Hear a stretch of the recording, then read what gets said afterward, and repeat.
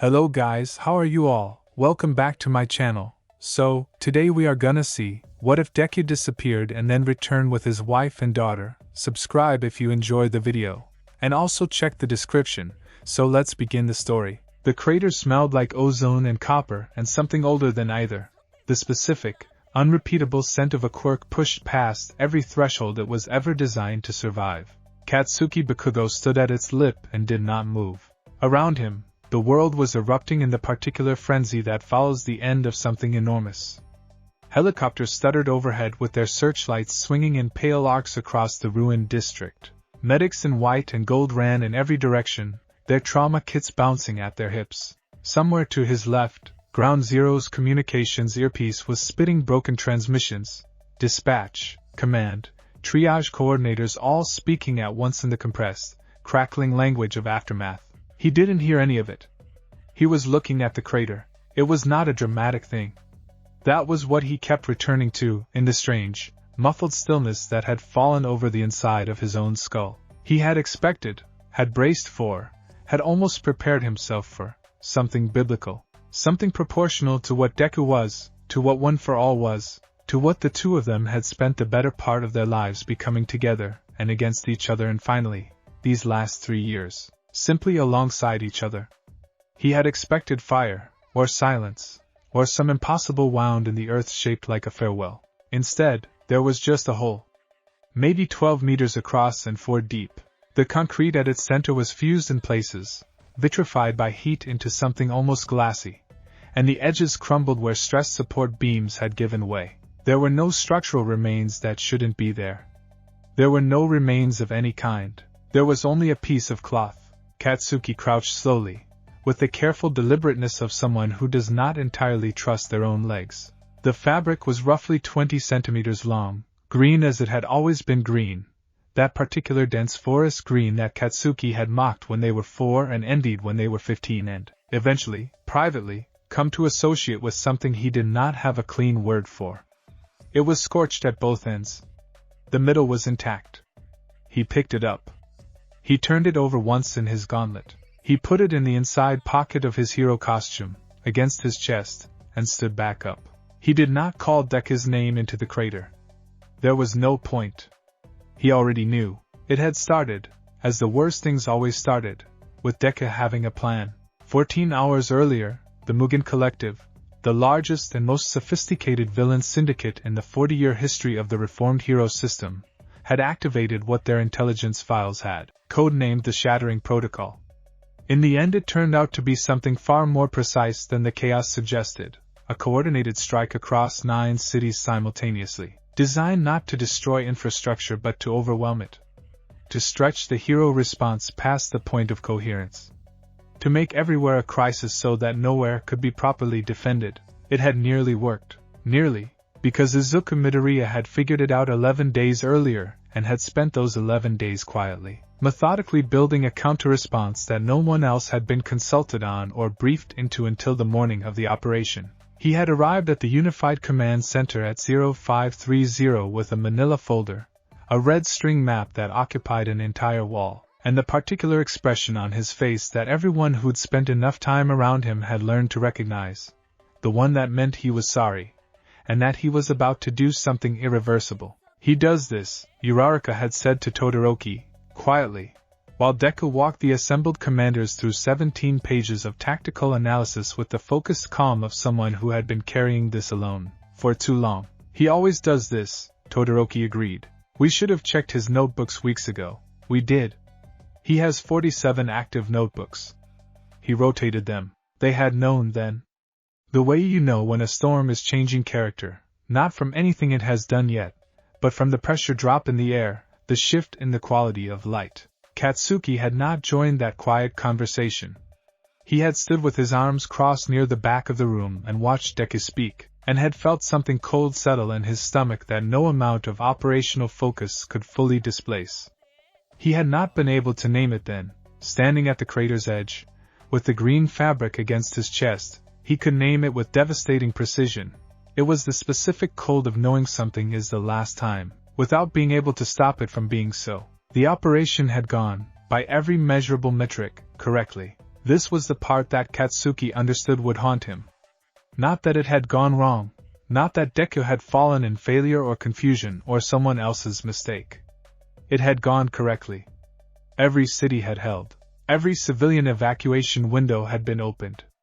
The Mugen Collective's 9-front assault had been met, absorbed, and systematically dismantled in a 6-hour sequence that the tactical analysts would later call, with the particular stunned reverence of people documenting something they still don't entirely believe happened, a strategic achievement with no historical precedent in modern heroics. Deku had accounted for everything. He had accounted for the secondary strike vectors, and the tertiary communications blackout, and the possibility of a fail-safe bomb in the Shinjuku financial district, and the location of every hostage, and the probable behavioral pattern of the collective's 6 highest-tier lieutenants, and the exact coefficient of force required to contain the energy output of their top enforcer, a man called Vortex, who could generate localized gravitational collapse zones at will, without triggering a collapse event that would level 3 city blocks. He had accounted for everything except himself. Or perhaps, Katsuki thought, watching medics begin the careful, terrible process of documenting the crater, he had accounted for himself precisely. Perhaps that was the part that was still making Katsuki's hands shake inside his gauntlets. Fine and invisible and constant, like a frequency he couldn't tune out. The final sequence had lasted approximately 4 minutes and 30 seconds. Katsuki had been there. He was always there, when Deku was doing something that qualified as final. He was beginning to understand that this was not coincidence, and not habit but something else, some gravitational law between them that he had never been able to articulate, and had spent 20 years pretending he didn't notice. Vortex had not gone down with his organization. Of course he hadn't. He'd been conserved for exactly this contingency. The last line, the scorched earth option. The thing the collective had built over 7 years for the specific purpose of destroying any hero response that survived everything else. He was 12 meters tall by the time he finished expanding. He occupied the center of what had been Muzotafu's Sector 7, and the collapse zone he was generating had a radius of 400 meters and was growing. The physics were not abstract. At the rate of expansion Todoroki's analysis estimated, within 8 minutes, Sector 7 would cease to exist in any structural sense. Within 12, the effect would reach the closest residential district. The casualty projections had been on the board. Everyone in the unified command had looked at them and felt the specific vertigo of numbers that are too large to be real. Deku had looked at them for exactly 7 seconds. Then he had turned to Katsuki. "Cover the north evacuation corridor," he said. "Keep it open for 11 minutes. After that, it won't matter." The way he said it. The way he said it won't matter, with the particular calm of someone who has already made peace with what he means. Deku. Katsuki heard his own voice come out wrong. Too flat. Too controlled in the way that meant the opposite. "I need the corridor open." Still calm. Still looking at him with those green eyes that had been looking at him since they were 3 years old, that had followed him with admiration and then flinching and then rivalry, and then something so complicated it had taken both of them most of their adult lives to stop pretending it was just rivalry. "That's all I need from you right now. Can you do that?" It was the cruelest thing anyone had ever asked him. And it was the only thing he could do. He knew it. Deku knew it. They both knew that there were 1,100 people in that evacuation corridor, and that Katsuki was the only hero on the field that night who could hold that bottleneck against the cascading structural failures the collapse zone was triggering. He could not be in 2 places. He was not Deku. He could not be everywhere at once, and he had never been able to do what Deku did, hold the complete picture of everyone who needed saving in his head simultaneously. Feel the weight of each of them as an individual human life rather than an aggregate statistic, and still function. He had never admitted to anyone that this was the thing about Izuku Midoriya that had broken something open in him when they were 15. Not the quirk, not one for all, not the fact that a quirkless kid had become the greatest hero of their generation. It was that, the way Deku felt things, the way he had always felt things, even when they were children and Katsuki was too small and too afraid and too armored to understand what he was watching. "Yeah," Katsuki said. "I can do that." Deku nodded. He looked at Katsuki for one moment longer than was necessary. Just one, just long enough, and then he turned and ran. Katsuki had not watched what came next. He had his corridor to hold and he had held it, for 13 minutes, because 11 wasn't enough and he knew it before Deku said it. He had held it with his hands burning and his voice raw from calling orders and the sounds of the city coming apart in registers that he would hear in his sleep for years. But there is a specific kind of knowing that does not require observation. He had felt it, at the 4-minute mark. A surge, not physical, not anything his body detected directly, but something his awareness of Deku had been calibrated to over 20 years of watching that particular person push one for all past its limits. A sensation like a bell being struck so hard it shatters. The quirk space around him had trembled in a way that was beyond anything he had ever felt. One for all produce, and he had known, in the particular way that the body knows things the mind is not yet ready to process, that something was wrong with the scale of it. The collapse zone had stopped. He had felt that too, the sudden, absolute cessation of the gravitational distortion, as though someone had simply turned it off. Which meant it had worked. Which meant Deku had done the thing he'd run toward with no plan except himself. He had gotten his 1100 people out. He had gotten everyone out. And then he had gone to find Deku and found instead a hole in the earth and a piece of green cloth. Bakugo, Todoroki's voice. He recognized it even muffled through the distance, the noise, the particular fog that had settled over his perception. He turned. Todoroki was walking toward him across the rubble field with his white hair catching the helicopter searchlights, and his expression arranged in the specific configuration that meant he was actively preventing himself from looking like what he felt. They were both very good at that.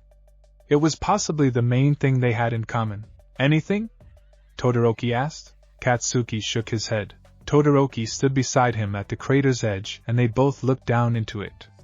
Two of the top 3 heroes in Japan, standing at the edge of a hole in the ground where the best of them used to be. Kirishima's coordinating the search grid, Todoroki said. 20-meter radius, then expanding. Ground-penetrating sensors, quirk signature trackers, the full suite. Good. The emissions data from the collapse event is... Todoroki paused. It's unusual. The energy signature doesn't match any recorded one for all output pattern. The analysts are saying it's closer to a dimensional boundary event than a conventional quirk release. What does that mean? They don't know yet. Another pause. It means there are possibilities beyond. He stopped again. This was unusual for Todoroki, who was constitutionally precise. Beyond the obvious conclusion, Katsuki understood what he was doing. He was being careful with the word dead in the specific way people are careful when they're not yet ready for it to be accurate. He could have been displaced rather than Todoroki. Katsuki heard his own voice, quiet and very certain. Don't. Todoroki closed his mouth. Not tonight, Katsuki said. Tonight we find him. We run the grid and we extend the radius, and we use every piece of equipment we have. We find him. That's what tonight is. Todoroki nodded once, and turned to go coordinate the search. Katsuki stood at the crater's edge for another few minutes. The helicopter beams swung over him periodically, illuminating him in strobe-like intervals, the number 2 hero in the country, in his red and black, at the end of everything. He was very aware of his own heartbeat. He was very aware that he was angry, in a way that had nothing to do with his quirk and everything to do with the specific helplessness of caring about someone who treats themselves as expendable. He had been angry at Deku for most of their lives. The texture of this anger was different from all the others. It was quieter. That was how he knew it was the worst one. The search ran for 6 hours. Uraraka arrived 45 minutes in, still in her hero costume, her face carrying the particular blankness of someone who has received the news mid-operation and has not yet found a private moment to process it.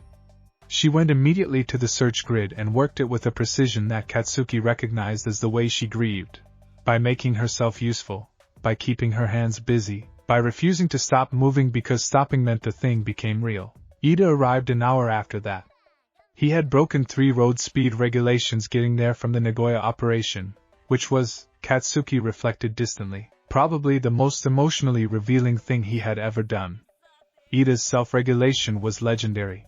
The fact that he had exceeded legal speed limits was a statement about the state of his interior life that he would never make in words. Kirishima, Katsuki's oldest friend, the person who had figured out, long before Katsuki himself had, That Ground Zero's relationship with Deku was neither rivalry nor resentment nor competitive friction but something that didn't have a hero world category. Kirishima ran the grid without speaking to Katsuki directly for the first 4 hours. Not avoidance. The opposite. He understood that Katsuki didn't need comfort right now.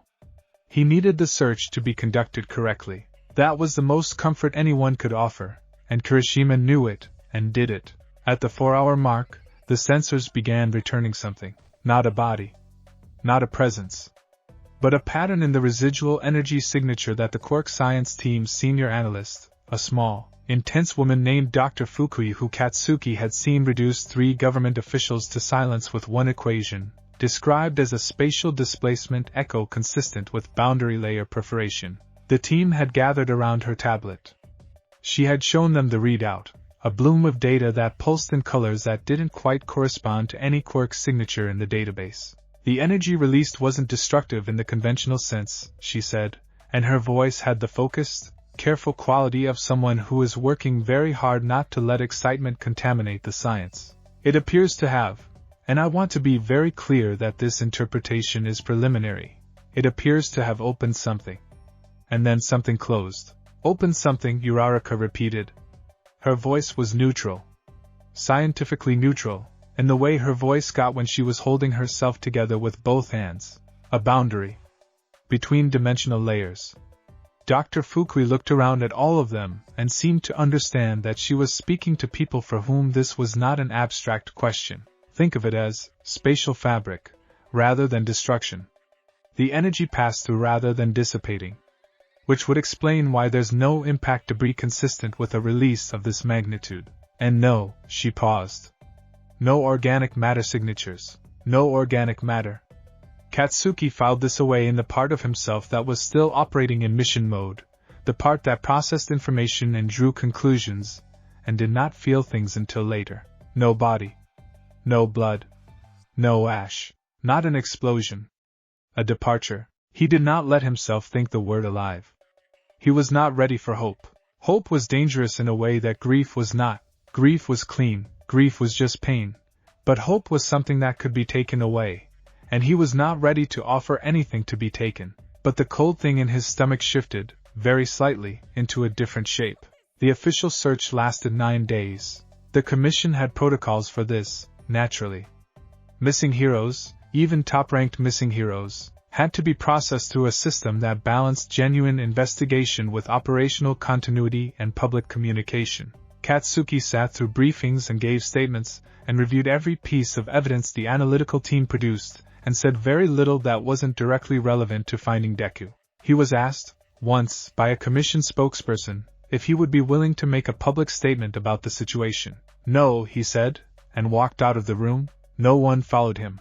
On the 5th day, Uraraka found him on the roof of the Search Operations Center at 0200, which was where he had been going when he couldn't sleep, which was always. She didn't say anything for a long time. She sat down on the concrete beside where he was standing and looked at the same stretch of night sky he was looking at. The dimensional displacement model, she said eventually. Do you believe it? He considered the question with the seriousness it deserved. The data supports it. That's not what I asked? He was quiet for a moment. Below them, the city hummed its insomniac hum, the sounds that cities make when they are rebuilding themselves after violence, the particular nighttime frequencies of repair work, and trauma processing and the ordinary business of people living their lives through the aftermath of something terrible. It was familiar. They had all grown up in the shadow of catastrophe. They knew this particular sound very well. Yeah, he said. I believe it. Okay, she said quietly. It doesn't mean, he stopped. It doesn't mean anything certain. I know. Displacement could mean a lot of things. It could mean he's in a space that, his jaw tightened. The stability of these boundary layers is unknown. The duration of survivability in Katsuki? The use of his first name was rare from her, and it landed with weight. I know. I've read the same reports. He looked down at her. She was looking at the city with her hands folded in her lap and her eyes dry and her face carrying something that he recognized, with the specific comprehension of someone who felt things in a similar register, as the active work of holding hope and grief simultaneously without letting either one dissolve the other. It was a hard thing to do. It was the only thing to do. He's annoying, Katsuki said, after a long silence. Uraraka let out a breath that was almost a laugh. He really is. He never told anyone. 11 days, he carried that plan alone, and he never. That's Deku. It's stupid. It's a stupid way to. It's Deku, she said again gently. As though the two statements were the same statement, because they were. As though there had never been anything more to say about Izuku Midoriya than that he was entirely, catastrophically, irreducibly himself. The boy who had always run toward the thing everyone else ran from. The boy who had catalogued heroes in notebooks because he could not be one and had become the greatest one anyway. The boy who felt the weight of other people's lives like a physical thing and had never, not once in his life, been able to put that weight down even when it was killing him. They sat on the roof until the first gray edge of dawn appeared over the city. They did not say anything else that was worth recording. But something shifted between them, some private agreement about what they would carry, how they would carry it, and what it meant to keep going when the person who had most reliably reminded them why they became heroes was not there to remind them anymore. On the 9th day, the commission declared Izuku Midoriya missing in action, status, unresolved. They did not use the word dead. The dimensional displacement evidence was too unusual, too specific, too well documented for anyone with intellectual integrity to use that word with confidence. But they did not use the word alive either. They used unresolved, which was honest and also devastating, because it meant the families and friends and colleagues of the 9th holder of One for All would be required to live in that unresolved space indefinitely, not mourning, not hoping, but suspended between the two in a state that had no clean name. The public response was enormous. Of course it was. Deku was not just the number one hero. He was the hero who had come from nothing, who had been told he could not be what he became and had become it anyway, who had saved lives with a savagery of effort that always felt personal, as though each rescue was a private argument with the universe about the value of the person being saved. He was beloved in a way that very few public figures are beloved, which is to say, genuinely, across class and generation and geography, by people who felt that his existence in the world was a direct argument that the world was better than it looked. The memorial sites appeared within 48 hours. All Might was photographed at the largest one, outside UA. The white head bowed and the gaunt frame clearly the frame of someone who has survived his body's limits by years of pure willpower, and is feeling, in this moment, every one of those years. The photograph went around the world. It was one of the more painful images of an already painful week. Katsuki did not go to the memorial sites. He did not make public statements. He went home, at the end of the 9th day, and sat in his apartment for 2 hours, and then stood up and went to his kitchen and cooked dinner with the specific focus of someone who has decided that the mundane activities of surviving one's own life are not optional, no matter what has happened, because the alternative to surviving is not something he was going to consider. He ate. He cleaned the kitchen. He went to bed. He did not sleep for a long time. He had the fabric piece on his nightstand. He looked at it in the darkness. That scorched strip of green, the color of everything. You'd better come back, he said, to the ceiling, to the dark, to the dimensional boundary through which Izuku Midoriya had apparently departed the known world. His voice came out very quiet. You hear me? You'd better come back, because I'm not done being angry at you. I've got a lot more to say and you don't get to just. He stopped. He pressed the heel of his hand against his closed eyes. You'd better come back, he said again. Quieter still. Far away.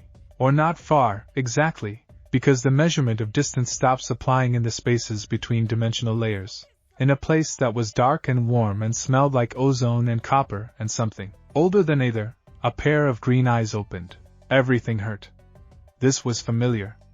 His entire life had involved a great deal of things hurting. He breathed in and breathed out and waited for his vision to clear, which took longer than it should have and less long than he feared. He was not dead. He was aware of this with a precision that ruled out wishful thinking. Death did not feel like the localized agony in his arms, or the way his lungs were laboring with a specific raggedness that meant atmospheric compression stress, or the fact that he appeared to be lying on a surface that, when he moved his fingers, crumbled slightly and felt like damp earth. He was not dead. He was somewhere else. He had understood, In the 4 seconds after he'd released One for All at a magnitude he'd known would be catastrophic for his own continuity, that this was a possibility. The energy of the collapse zone had been dimensional in character. He'd felt it in the way that One for All, at its deepest register, could feel the texture of unusual quirk phenomena, as a kind of pressure against the boundaries of what was physically real. He'd pushed against that boundary with everything he had, and the boundary had given, and here he was. Wherever here was. He stayed still for a long time, taking inventory. His arms were damaged, badly. The specific overextension injuries he trained himself to recognize and manage were present in both, along with something that felt like a fracture in his left ulna and burns along the skin from elbow to fingertip that he was choosing not to examine yet. His legs were functional. His core was intact. His head was clear, which was the thing that mattered most, because if he was going to survive this he was going to need to think, and thinking required a working brain, and a working brain required remaining calm. He was Izuku Midoriya. He had once been told he could not be a hero. He had a considerable amount of experience at remaining calm in circumstances that very much argued against it. He sat up, slowly, and looked around at the darkness. It was not complete darkness. There was a quality to it, a faint phosphorescent suggestion of light from no particular source, that allowed him to perceive shapes.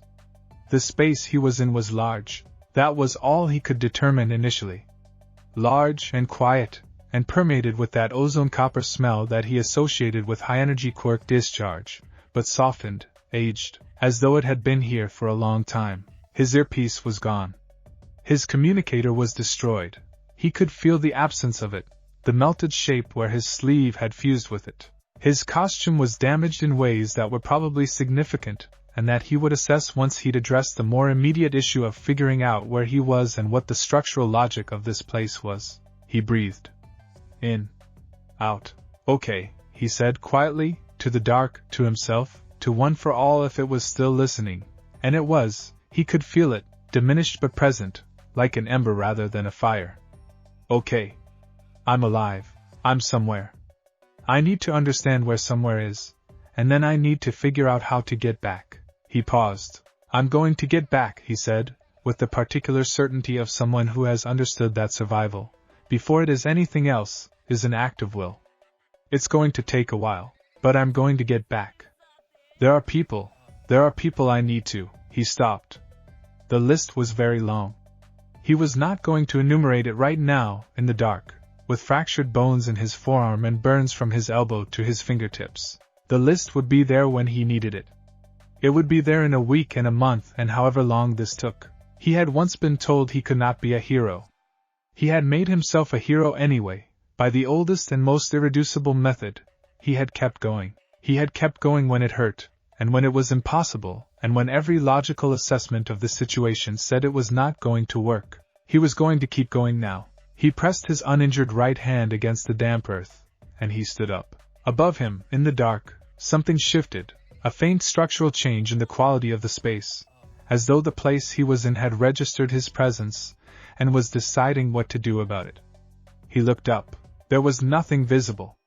But he had the distinct, inexplicable impression, the kind that One for All had always produced, that sensitivity to things beyond the immediately sensory, that he was not quite alone. He filed this observation carefully and made a note of it, and kept it at the edge of his attention, which was where useful information lived. Then he began to move, slowly and with care, along the surface of whatever world he had fallen into. He was Izuku Midoriya. He had been given an impossible situation and had a great deal of experience making the possible out of it. He was going to find a way home. In Mizurufu, in a crater that smelled like ozone and copper, the Commission's clean-up crews began the careful work of documentation. In an apartment that was very clean and very quiet, Katsuki Bakugo lay in the dark with a strip of green cloth on the nightstand, and did not sleep. In the spaces between things, in the place where the dimensional boundary had torn and closed and left a man on the other side, something was beginning. It would take a very long time, but it was beginning. The statue was unveiled on a Tuesday in October, 14 months after the disappearance. It stood at the entrance to UA High School's main grounds, 8 feet of bronze that the sculptor, a man named Mori Kenji who had reportedly wept openly during his acceptance speech for the commission, had rendered with a specificity that still surprised people who saw it for the first time. Not the heroic pose, not the raised fist or the dramatic leap or any of the standard iconographic vocabulary of hero memorial art. Instead, Izuku Midoriya mid-run, slightly leaning forward, one hand extended back as though reaching for someone just behind him, his expression caught in the precise instant before the smile. The fraction of a second where the decision to save someone registers on a face before the body has committed to it. It was, most people agreed, the most accurate thing about him. The unveiling ceremony drew 300 press and an estimated 12,000 public attendees. All Might spoke. His voice was steadier than it had any right to be, coming from a man who moved with the careful deliberateness of someone in his 70s whose body had been used far past its designed capacity, and who was carrying something that the crowd could see in him even if they couldn't name it. He called Izuku Midoriya the truest hero he had ever known. He said that the measure of a hero was not the number of battles won but the number of people who believed, because of them, that they were worth saving. He said he believed this because a boy had once believed it about him, when there was no good reason to. He did not cry at the podium. He waited until he was in the car. Katsuki Bakugo was not at the unveiling.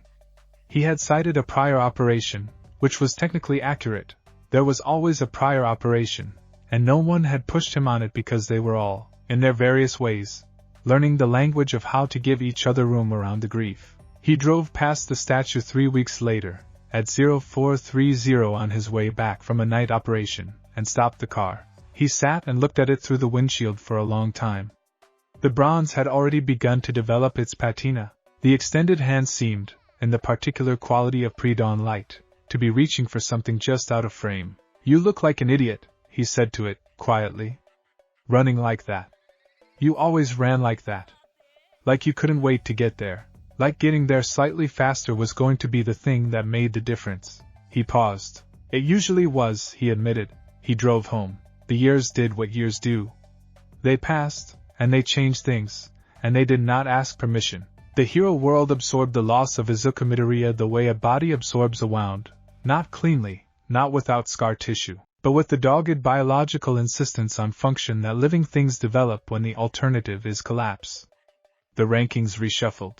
Bakugo took the number 1 position 14 months after the incident, which he had not wanted and did not celebrate, and occupied it with the grim, meticulous ferocity of someone who is doing something partly as tribute and partly as penance. Todoroki held the 3 slot. Between them and the rest of Class 1A's active heroes, the coverage was maintained. The Mugen Collective was formally dismantled within 2 years. The 9-city operation had decapitated it, and the follow-up investigations handled the remaining organizational structure with a thoroughness that bore Deku's fingerprints, even in absentia, since much of the investigative framework had been built from his analysis. The report that came out of the Commission's post-operation review ran to 800 pages and had a 40-page section dedicated to the tactical architecture of the counter-response. This section was titled, simply, the Midoriya Framework. Nobody had proposed this. It had emerged organically, the way that legacies do when they are accurate. Dr. Fukui's team continued publishing, quietly and with increasing precision, their analysis of the dimensional displacement event. By the 3rd year they had developed a theoretical model for the boundary layer structure that Katsuki read in full, twice, at 2 in the morning, and then put down and stared at the ceiling for a long time. The model suggested that the boundary was not uniform, that its permeability varied by location and by energy state, that there were, theoretically, conditions under which someone on the other side could find and navigate toward points of lower resistance. It also suggested that the stability of the space on the other side was deeply uncertain, and that survivability estimates could not be constructed without knowing conditions they had no way to measure. Katsuki read this section 3 times. He did not contact Dr. Fukui to discuss it. He was not ready for the conversation in which a scientist would, with careful compassion, walk him through the probability range, because he already understood probability well enough to know what a range that uncertain meant for the lower bound. He put the report in a drawer. He went back to work. Uraraka Achiko became one of the most respected mid-tier heroes in the Kanto region by her 4th year out of UA's graduate program, which was not a surprise to anyone who had watched her develop. She operated under her hero name with a discipline and warmth that the public recognized intuitively. She was the hero who showed up to aftermath, not just combat, who sat with people in the rubble after the cameras had moved on, who had a gift for being present that distinguished her from the more spectacular heroes and made her, paradoxically, more beloved. She had an apartment in Muzurifu with large windows and a great many plants and a bookshelf that anyone paying attention would notice was organized with peculiar incompleteness. There were gaps at regular intervals, spaces that seemed to have been preserved rather than left unfilled, as though she was keeping room for specific volumes she expected to acquire eventually. She was not unhappy. This was important, and it was real, and she was protective of it, not because happiness was easy but because she had understood, somewhere in the third year of his absence, that the only thing that would have distressed Izuku Midoriya more than her grieving was her grieving in a way that stopped her from living. She had made a decision, deliberate and revisited regularly, to build a life that was full. She had friends and purpose and the satisfaction of work she believed in. On most days, the fullness was genuine. On some days, she missed him with a specificity that caught her off guard, not the general ache of absence but the precise missing of particular things. The way he had listened to people, with his whole body and his whole attention. The notebooks, his compulsive, obsessive, deeply strange notebooks, which he had kept for everything and which had always been a source of gentle mockery and private astonishment from everyone who'd ever looked at one. The particular quality of his determination, which had always felt less like stubbornness and more like a deeply held conviction that the universe was negotiable, that a thing being impossible was a starting point rather than a conclusion. She kept a small framed photo on her kitchen windowsill. Class 1A, second year, the annual photograph. He was in the back row, standing slightly apart as he often did in groups, with one of his notebooks tucked under his arm and an expression of such open, uncomplicated joy at being surrounded by people he loved that it was almost difficult to look at directly. She looked at it every morning while she made coffee. It was the first thing she saw, and she had chosen this deliberately, because she had decided that starting every day with something that hurt was better than training herself not to feel it. Numbness, she had concluded, was not the same as healing. The memorial was held annually, on the anniversary. It was not a commission event. They had their official ceremony in the morning, formal and structured and attended by dignitaries. But in the evening, Class 1A gathered without announcement or coordination at the same place every year. The park that backed up against the old Sector 7 boundary, where the reconstruction had included a small green space with a bench and a plaque. Not a place for speeches. Just a place to be. They brought food the third year. Someone, probably Mina, who was constitutionally incapable of allowing things to be grim without counterpressure, had suggested it, and it had become the template. Comfort food, informally assembled. Containers passed around.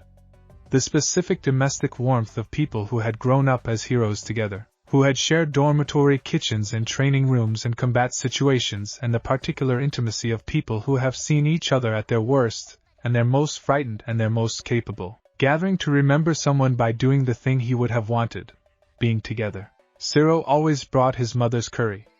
Kaminari brought chips that he'd invariably have started eating before he arrived. Momo brought something she'd cooked herself with the particular care of someone who learned to cook as an act of love rather than necessity. Todoroki brought store-bought convenience store onigiri every year, because he was Todoroki and the gesture was in the showing up rather than the cooking. Kirishima brought enough for everyone plus extras, because Kirishima always brought enough for everyone plus extras. And every year someone said, "Kiri, this is too much," and every year he said, "It's fine. I checked how many people are coming," and every year there were exactly enough. Bakugo came. Every year, at the 5th year mark, Katsuki Bakugo showed up at the park at 1900 with a container of katsudon that he made himself in the 3 hours before arrival and the particular aggressive silence of someone who will not discuss what they are doing or why. He did not speak much when he arrived. He sat at the edge of the group with his arms on his knees and ate, and listened, and occasionally contributed 1 or 2 words to a story someone was telling that required his correction. He did not speak at the official ceremony. He had been asked, every year, to provide remarks. Every year, his response was some variant of a single syllable in the negative, delivered in a tone that foreclosed further inquiry. On the 5th anniversary, Kaminari, who had not, as it turned out, lost his gift for saying the accidentally true thing at the accidentally correct moment, said, "It's just weird, right? That the place he'd be most annoyed about being remembered is in a speech?" And then immediately second-guessed himself, and looked around to see if this had landed badly. It hadn't. Everyone nodded, or smiled, or looked at their food. "He'd want this," Uraraka said, gesturing at the food and the people and the ordinary warmth of it. "He'd also be trying to take notes on everyone's emotional state," Ida said, with a precision that made several people laugh. A real laugh, the kind that hurts a little on the way out. "God, the notebooks," Mina said. "He had a notebook about all of us, didn't he?" "Several," Todoroki said. "He had a notebook about me?" Kaminari asked. "He had notebooks about everyone," Kirishima said. "He had a notebook about me and it was 400 pages. "That's not true," Katsuki said from the edge of the group. "How would you know?" "Because mine was longer." He said it without looking up. A beat of silence, and then Kirishima's laugh cracked the air, and most of the rest followed, and Katsuki allowed himself the very private experience of something that was not quite a smile, but was in the vicinity of one. He put it away before anyone saw it. Todoroki Shoto at 31 was a different architecture than the boy he had been. He had always been composed, contained, the way pressurized things are contained. But there had been something brittle in the containment when he was young, something that was about suppression rather than integration. Time and his own deliberate, patient work on himself had changed the texture of it. He was still private, still more likely to observe than to speak, still the person in any room who would be underestimated right up until he wasn't. But the brittleness was gone. What remained was something that could bend. He worked now in the Government Heroes Division, a position that used his analytical capabilities and his family's complex political legacy in equal measure, navigating the intersection of hero policy and institutional accountability with a rigor that had made him deeply respected and slightly feared in legislative circles. He was good at it. He was also, periodically, frustrated by it in ways that reminded him, sharply and specifically, that Izuku Midoriya would have been extraordinary at it, would have been able to change things at the structural level that all of them in the field could only address symptom by symptom. This thought came to him often. It came to him especially in the moments when he was sitting across a conference table from a commissioner who was prioritizing optics over outcomes, and he would have the sudden, vivid experience of imagining how Deku would handle this particular conversation. The combination of transparent earnestness and unexpectedly precise analysis that had always made people feel simultaneously respected and thoroughly outmaneuvered. He missed him in a way that was quiet and constant, and that he had gotten very practiced at setting beside him rather than trying to resolve. Grief, he had found, was not a problem to be solved. It was a condition to be accommodated. You built around it, the way cities built around rivers, acknowledging its presence, learning its patterns, not pretending you could make it go away. It was Todoroki who intercepted the anomalous report on the 5th year, 7th month, and 3rd day of Izuku Midoriya's absence. It came from the Hokkaido Coastal Safety Bureau, a regional office that handled maritime rescue and disaster response for the northern prefectures. The report was filed by a field operative named Watanabe, a competent and unflamboyant woman whose record indicated nothing more remarkable than 14 years of solid, unglamorous service. She had filed it under the unusual incident category rather than the standard emergency protocols, which was what had caused it to circulate through the government hero system at a pace that suggested bureaucratic routine rather than urgency. It had taken 3 months to reach Todoroki's desk. Incident summary. Following the Shibetsu coastal collapse event, see attached primary report, a secondary responder was observed at the site prior to the arrival of official hero response. Unnamed individual recovered 4 survivors from a section of the collapse zone assessed as non-viable for extraction. Quirk's signature recorded by site safety sensors described as green spectrum energy manifestation, high intensity, signature pattern matches no registered hero in national database. Responder departed before identification could be established. 1 survivor, a 7-year-old child, reported the rescuer was a tall man with green lightning hands who said everything was going to be okay, and then he wasn't there anymore. Physical description from adult survivor, tall male, dark curly hair, heavily scarred forearms, estimated age late 20s to early 30s. Todoroki read this twice. Then he set it down on his desk and sat with his hands flat on the surface for a long time. He did not contact anyone immediately. This was not because he was indifferent to what the report suggested. It was because he understood, with the precision of someone who had learned the difference between information and certainty at considerable personal cost, that a single anomalous report was not a fact pattern. It was a data point. It required corroboration. He began to look for corroboration. It took 6 weeks. In those 6 weeks, working through database access that his position granted and supplementing it with careful, selective inquiries that he couched in language that would not raise flags or attract attention, Todoroki found 4 additional incidents. 5, if you counted a fragmentary entry from an Aomori agricultural rescue operation that had only partial sensor data. He did not count it in his primary analysis, but he kept it in a secondary file. The pattern, once he could see it in aggregate, was clear enough to make his pulse rate change. Disaster sites? Always disaster sites. Not villain operations, not anything with a public profile or camera coverage. Floods, collapses, fires in remote areas. The kind of emergency where response was slow because of access difficulty. Where people died in the gaps between need and arrival. Green energy signature. Consistent across every incident. Not identical. There was variance that suggested either degradation or controlled output, someone managing what they were using rather than deploying at full capacity. But recognizably the same fundamental signature. Recognizably, inescapably, the signature that Dr. Fukui's team had spent 5 years analyzing in the dimensional displacement data. Heavily scarred forearms. Reported in 3 of the 5 incidents where any physical description existed. Dark curly hair. Tall. Not communicative, responded to questions with gestures or very brief answers, always in the context of treating an injured person or securing an extraction point, always gone before anyone could engage him properly. 5 incidents. Over approximately 18 months. Scattered across the Tohoku and Hokkaido regions. Someone with one for all signature was moving through remote disaster sites in northern Japan, and saving people and disappearing. Todoroki sat with this for 3 days before he told anyone. He told Bakugo first, because Bakugo would be the hardest and the most important, and because he had learned over 30 years of knowing Katsuki Bakugo that the way to approach him with something like this was directly, and with the evidence already in hand. There was no gentle way to tell someone that the person they'd spent 5 years grieving might be alive. There was only the honest way. He called him at 2100. He said, "I've found something. I need you to look at it before I decide what to do with it." There was a short silence. When Bakugo said, "Now if possible," another silence, longer. He could almost hear the calculation on the other end, the war between the part of Katsuki Bakugo that had learned, slowly and painfully, to be careful about what he let himself hope, and the part that had put a strip of green cloth in a drawer and checked it was still there every night for 5 years. "Send me the files," Bakugo said.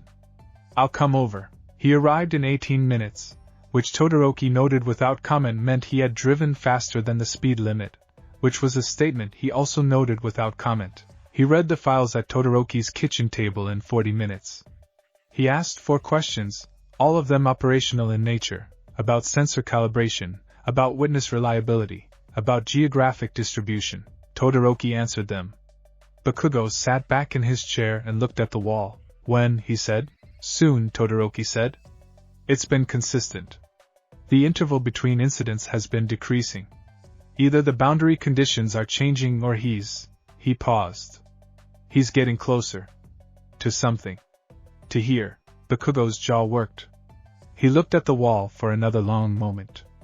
Then he looked at Todoroki, and in the fraction of an instant before his expression reformed into its habitual configuration, Todoroki saw something very clear and very unguarded cross it. A look that was raw in the way things are raw when they've been protected for a long time and the protection suddenly becomes insufficient. 5 years, Bakugo said. It was not a question. It was not directed at Todoroki. It was the kind of statement people make when they're doing arithmetic about something that has no clean numerical answer. "We don't say anything yet," Todoroki said. "Not until we have more, obviously. Not to Uraraka, not to Ida, I know." Flatly, they looked at each other across the kitchen table, and in that look was the entire weight of the decision they had silently agreed to make, the specific burden of 2 people choosing to carry a piece of hope. Carefully, without letting it out into the world where it could become something harder to manage. Keep looking, Bakugo said, and stood up. I will. He was at the door when Todoroki said quietly, He's alive, Katsuki. Bakugo stopped. He didn't turn around. His hand was on the door frame. For a few seconds he didn't move at all. Yeah, he said. His voice was completely even. Completely controlled. I know. He left.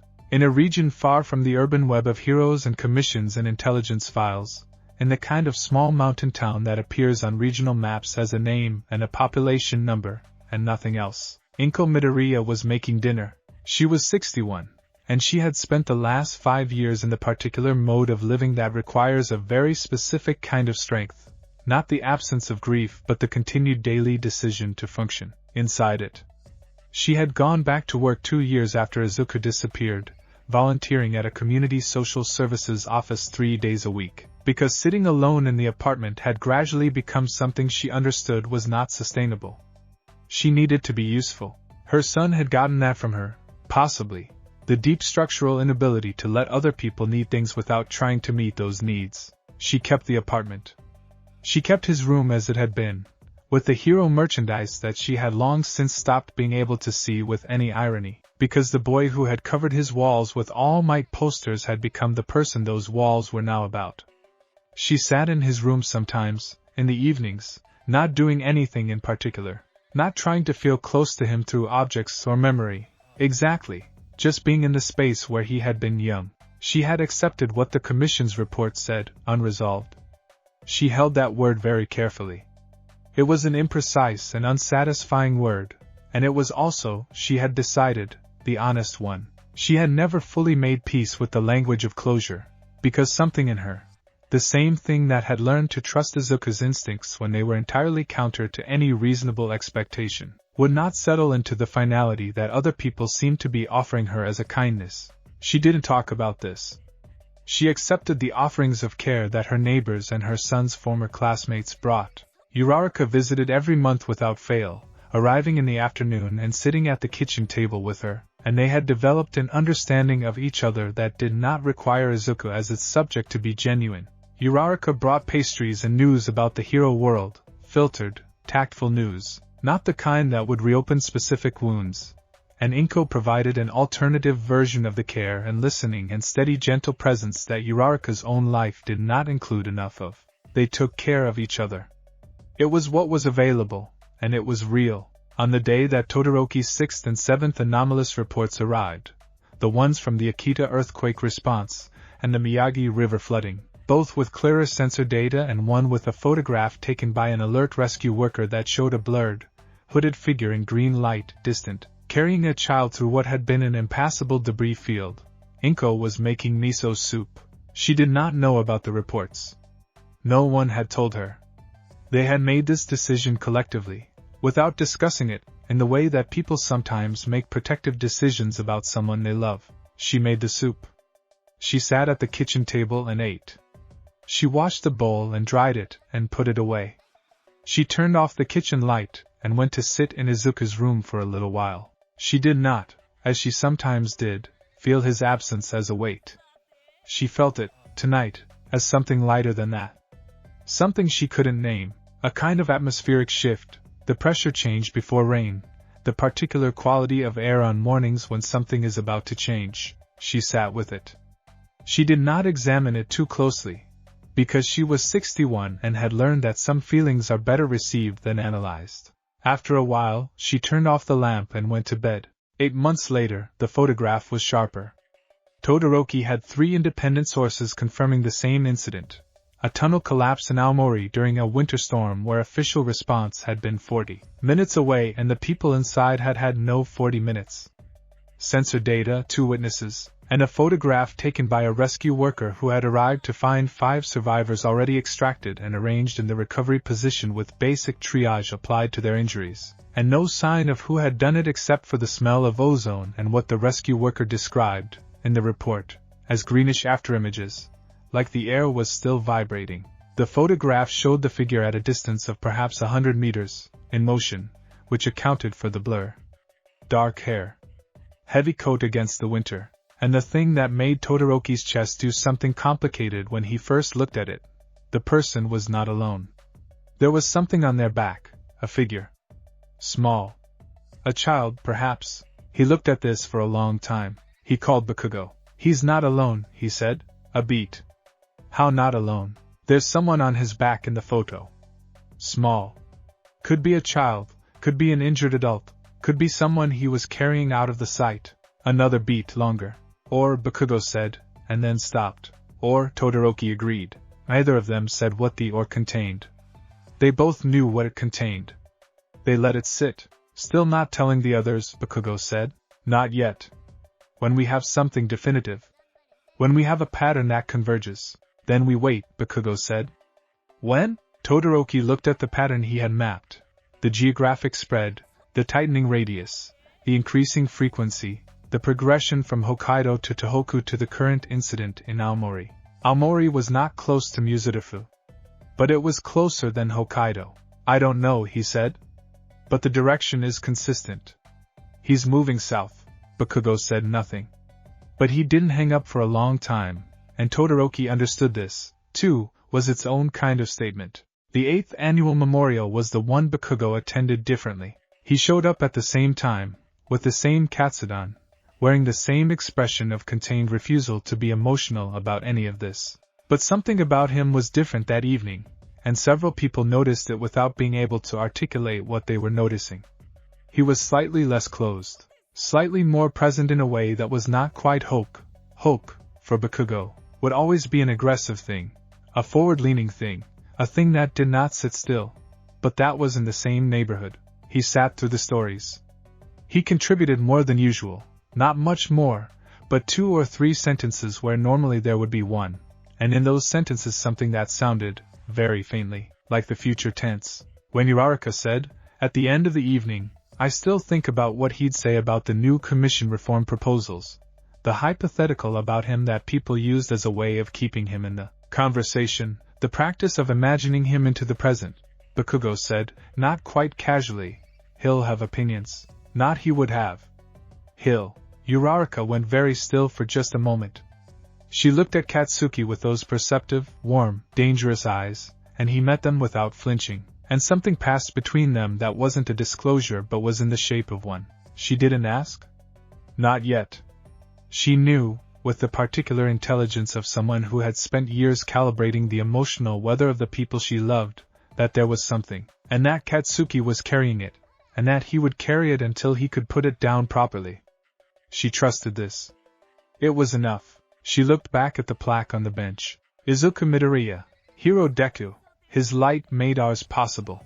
She read it as she did every year, and as she did every year she thought that he would be embarrassed by it, deeply and genuinely embarrassed, with that particular redness that had crept up the back of his neck when someone said something kind about him.